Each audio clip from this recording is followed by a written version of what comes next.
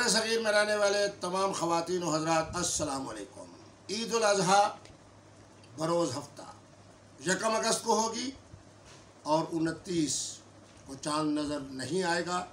बुध गुज़ार के रात को चाँद नज़र आएगा जो 30 का चाँद होगा और यूँ जुमेरात वाले दिन पहली होगी, फिर जुमेरात 8, जुमा 9 और हफ्ता 10 ज़ुल्हज 1 अगस्त होगा। क्योंकि मैंने आज से 2 दिन कबल यानी हफ्ते वाले दिन सुबह की नमाज के बाद अपनी आँखों से चाँद देखा जो मशरिक़ की तरफ मौजूद था। इसलिए इतवार को नज़र नहीं आया, आज पीर को नज़र नहीं आएगा, कल नज़र नहीं आएगा और उसके अगले दिन इंशाअल्लाहुल अज़ीज़ हमें चाँद नज़र आएगा।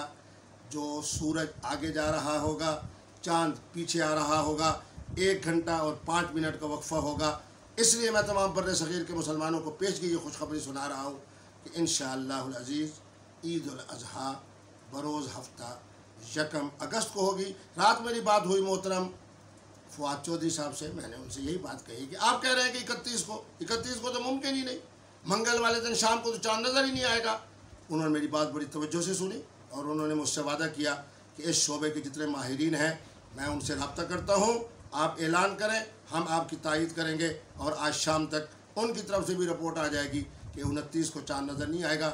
न पंजाब में नज़र आएगा, न सिंध में नज़र आएगा, न दिल्ली में नज़र आएगा, न कलकत्ते में नज़र आएगा, न ढाका में नज़र आएगा। हाँ, मेरे बलूचिस्तान के अगर कुछ इलाकों में बड़ी मुश्किल के साथ चाँद नज़र आया तो मैं समझता हूँ कि बर सग़ीर के मुसलमान इंडिया के अंदर, बांग्लादेश के अंदर और पाकिस्तान के अंदर यकीनन ईद 1 अगस्त बरोज़ हफ्ते को इकट्ठे मनाएंगे जिस तरह के हम तसलसल के साथ मनाते आए हैं।